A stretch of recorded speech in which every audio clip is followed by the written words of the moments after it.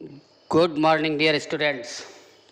आज हम class 10th के poem number 3 a tiger in the zoo lesson को टेकअप करेंगे। इसके पहले हमने 2 प्रोज के और 2 पोइट्री के लेसन्स पढ़ा दिए। जिन लोगों ने अभी तक ये लेसन नहीं पढ़े हैं वो हमारे चैनल की प्लेलिस्ट में जा कर के पहले पढ़े गए दोनों प्रोज के और दोनों पोइट्री के लेसन्स की वीडियो को देख सकते हैं, समझ सकते हैं, अपने इष्ट मित्रों को शेयर कर सकते हैं। आज ये 3rd पोएम है a tiger in the zoo. इसके लेखक हैं Leslie Norris, George Leslie Norris. 21 मई 1921 को इनका जन्म हुआ था और he has passed away on 6 April 2006.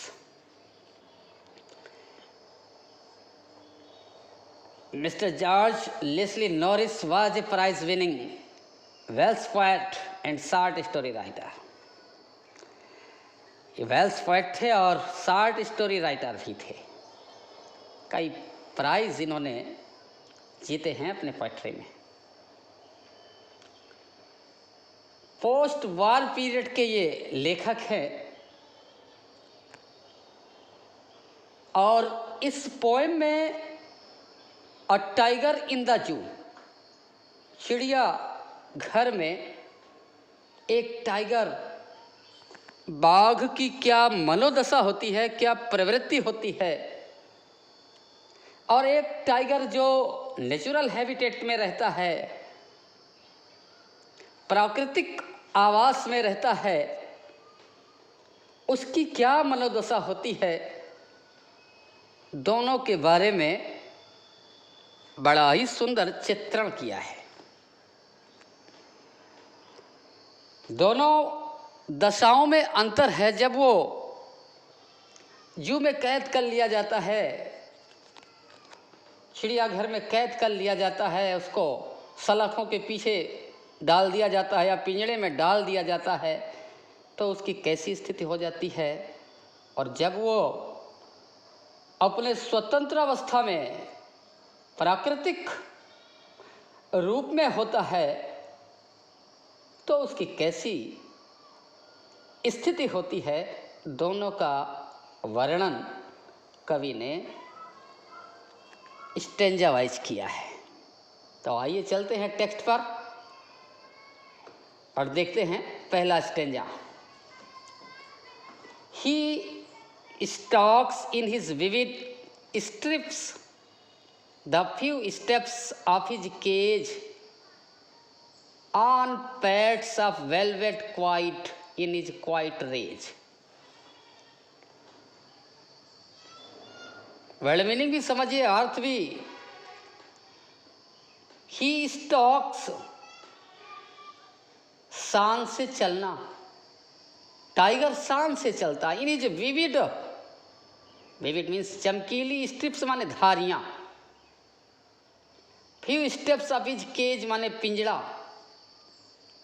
On pads of velvet quiet, pads माने तलवे, टाइगर के जो तलवे होते हैं वेलवेट, कैसे होते हैं वे?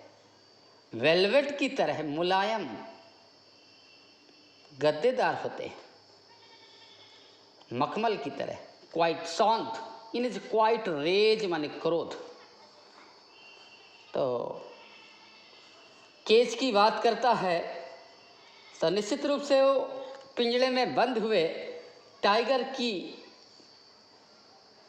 प्रवृत्ति को पहले स्टेंजा में कवि बता रहा है। वो कहता है कि he stalks in his vivid stripes a few steps of his cage. एक टाइगर शान से चलता है तो उसकी चमकीली धारियां दिखाई पड़ती हैं। The few steps of his cage, अपने पिंजड़े के कुछ कदमों में ही चलता है, क्योंकि वो जू में है और पिंजरे में कैद है, तो कैद टाइगर बहुत अधिक दूर नहीं जा सकता है। जितना केज के अंदर प्लेस है, उसी प्लेस में वो चहलकदमी करता है, शान से चलता है, तो उसके शरीर की चमकीली धारियां चमकती हुई दिखाई देती हैं। On pads of velvet quite, उसके तलवे मखमल की तरह गद्देदार व मुलायम हैं, शांत हैं। इन इज क्वाइट रेज, वो रेज में है, क्रोधित है, किंतु शांत है, क्योंकि उसको पिंजड़े के अंदर कैद करके रखा गया है। तो ये अर्थ क्लियर हुआ? पुनः देख लेते एक बार। He stalks he in his vivid steps few steps of his cage. कवि कहता है कि एक टाइगर अपने पिंजड़े में कुछ दूरी तक बड़ी शान से चलता है, उसकी चमकीली धारियां बहुत ही चमकती हुई दिखाई पड़ती हैं। On pads of velvet quite, उसके तलवे मखमल की तरह गद्देदार व मुलायम हैं। इन इज ए क्वाइट रेज, वो क्रोधित है लेकिन शांत है, क्योंकि वो पिंजड़े के अंदर है। चलते हैं दूसरे पैसेज की ओर। He should be lurking in shadow sliding through long grass near the water hole where plump deer pass. He should be lurking, lurking means होता है घात लगाना, इन शैडो माने छाया में, स्लाइडिंग माने सरकना, थ्रो माने से होकर, लॉन्ग ग्रास लंबी घास, near the water hole, water hole means होता है तालाब, जलाशय, where plump deer pass, plump माने होता मोटे ताजे, डियर मीन्स हिरन, पास माने गुजरना। तो बहुत सरल सा अर्थ है। देखें दूसरा stanza. He should be lurking in shadow, जो प्राकृतिक दशा में रहने वाला टाइगर है उसका वर्णन कर रहा है कवि, और कह रहा है कि ही should be lurking in shadow, प्रकृति के सानिध्य में रहने वाला, स्वतंत्र रूप से विचरण करने वाला tiger should be lurking in shadow, घात लगाए होगा, छाया में घात लगाए होगा।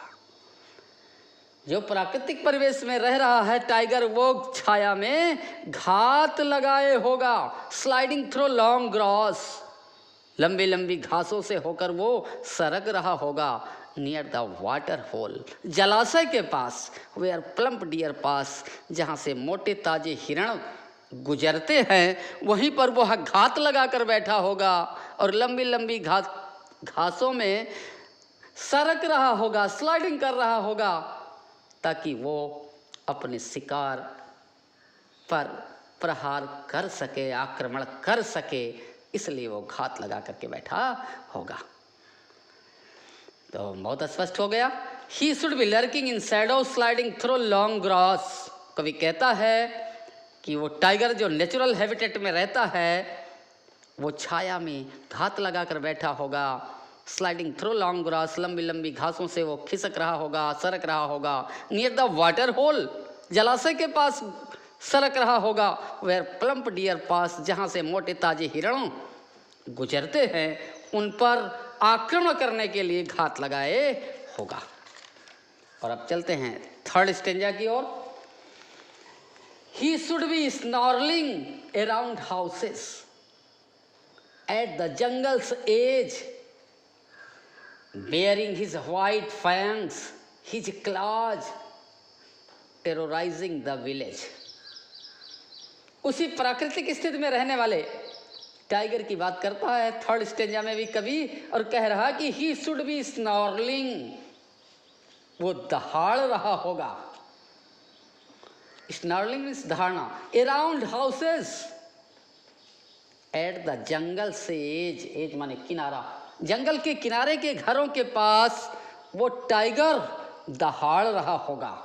Bearing is white fangs, bearing means दिखाना, व्हाइट फैंग्स माने सफेद दांत, हिज क्लॉज माने पंजे, और टेरराइजिंग माने आतंकित करना, डराना, द विलेज में गांव के लोगों को। तो कवि कह रहा है bearing is a white fangs, वो टाइगर जो प्राकृतिक दशा में है उसका वर्णन कर रहा है। कह रहा कवि वो अपने व्हाइट फैंग्स, अपने सफ़ेद दांतों को और अपने पंजों को दिखा रहा होगा, टेरराइजिंग द विलेज, और गांव के लोगों को डरा रहा होगा। अर्थात देखें एक बार पुनः, he should be snarling around houses at the jungle's edge, जंगल के किनारे के जो घर हैं, जंगल के अंतिम छोर के किनारे पर जो घर बसे हुए हैं, उन घरों के आसपास शेर टाइगर दहाड़ रहा होगा। बेयरिंग हिज व्हाइट फैंग्स, अपने सफ़ेद दांतों को भी दिखा रहा होगा, हिज क्लॉज पंजों को भी दिखा रहा होगा, और टेरराइजिंग द विलेज पीपल, और गांव के लोगों को आतंकित कर रहा होगा या डरा रहा होगा। और चौथा पैसेज देखें, but he is locked in the concrete cell, his strength behind bars, stalking the length of his cage, ignoring visitors.